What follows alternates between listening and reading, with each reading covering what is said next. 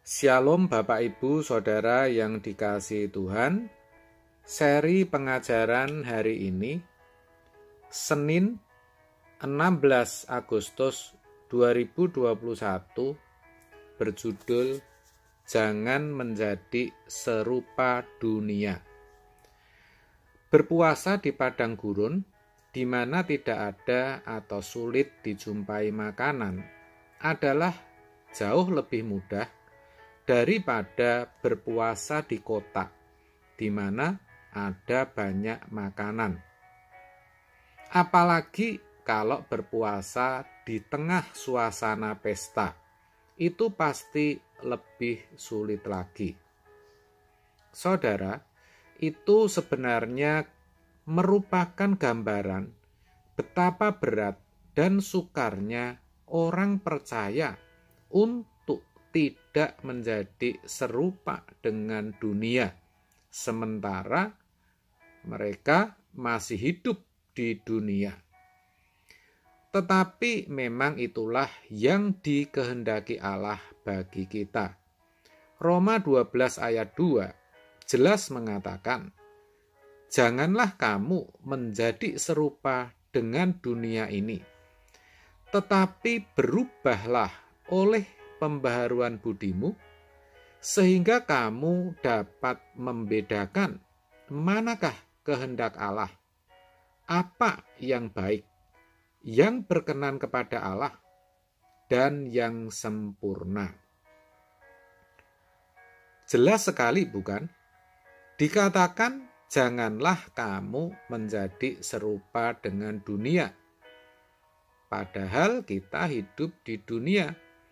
Kalau tidak hidup seperti dunia, maka akan dianggap tidak wajar dan aneh.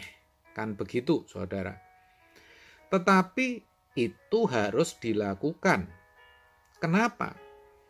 Karena sebagai orang yang dipilih sejak semula, artinya sebagai umat pilihan, saudara dan saya adalah orang-orang yang diberi kesempatan untuk mendengar Injil.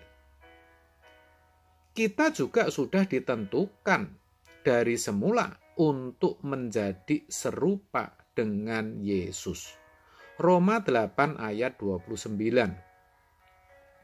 Sebab semua orang yang dipilihnya dari semula, mereka juga ditentukannya dari semula untuk menjadi serupa dengan gambaran anaknya, supaya ia, anaknya itu, menjadi yang sulung di antara banyak saudara. Di sini dikatakan Yesus sebagai anak sulung, yang mana harus dijadikan model bagi orang-orang yang sudah dipilihnya, yaitu saudara dan saya. Kita harus menjadi serupa Yesus. Dan kalau kita serupa dengan dunia, kita tidak mungkin akan serupa Yesus. Itu masalahnya. Selain itu, kenapa jangan sampai serupa dengan dunia? Karena dunia ini jahat dan sedang menuju kepada kebinasaan. Yohanes 2 ayat 15 sampai 17 mengatakan demikian. Janganlah kamu mengasihi dunia dan apa yang ada di dalamnya.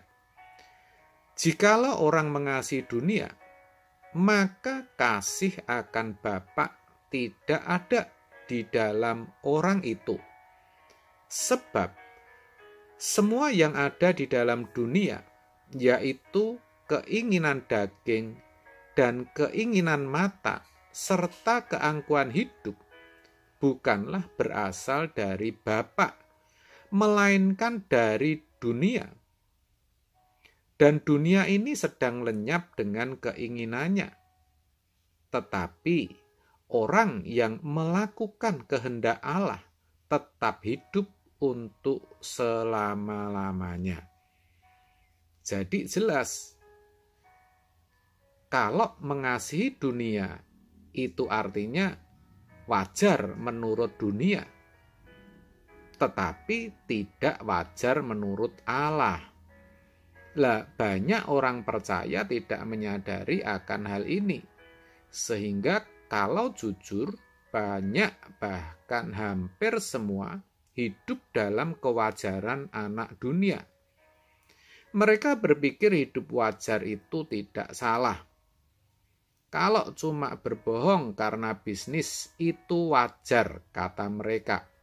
Mana ada bisnis jujur? Yang namanya berusaha mencari harta sebanyak-banyaknya juga dianggap wajar. Habis kan hidup juga butuh biaya. Dengan berkata seperti ini bukan berarti saya tidak setuju dengan orang yang bekerja keras dan memperoleh sukses. Bukan. Tetapi pertanyaannya, kalaupun itu dilakukan, kalaupun itu didapat, untuk kepentingan siapa? Siapa yang diuntungkan? Kepentingan Tuhan atau ambisi belaka? Belum lagi ketika dijahati atau difitnah, biasanya orang akan membalas. Alasannya supaya bisa memberi pelajaran, dan itu pun dianggap wajar. Dalam keadaan terjepit, ditawarin pinjaman bunga tinggi, diambil juga saudara. Alasannya daripada nyusahin orang lain. Itu kan wajar. Dan masih banyak lagi contoh-contoh yang bisa dikemukakan. Dan saya percaya saudara bisa periksa diri saudara masing-masing. Pasti saudara mengalami. Memang betul itu wajar. Seperti saya katakan tadi, wajar menurut dunia, di mata dunia. Tetapi tidak wajar menurut Tuhan. Dan itu tidak dikehendaki Tuhan. Maka, kalau mau untuk tidak menjadi serupa dunia, orang percaya harus mau berlatih untuk bisa membedakan mana kehendak Allah yang baik, yang berkenan kepada Allah, dan yang sempurna. Caranya yaitu dengan memberi diri mengalami perubahan dan pembaharuan pikiran dengan firman Tuhan.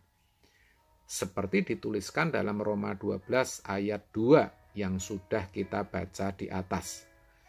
Mari saudara, kita akhiri keserupaan kita dengan dunia. Mari kita berubah dan baharui pikiran kita dengan firman-Nya. Amin. Tuhan Yesus memberkati.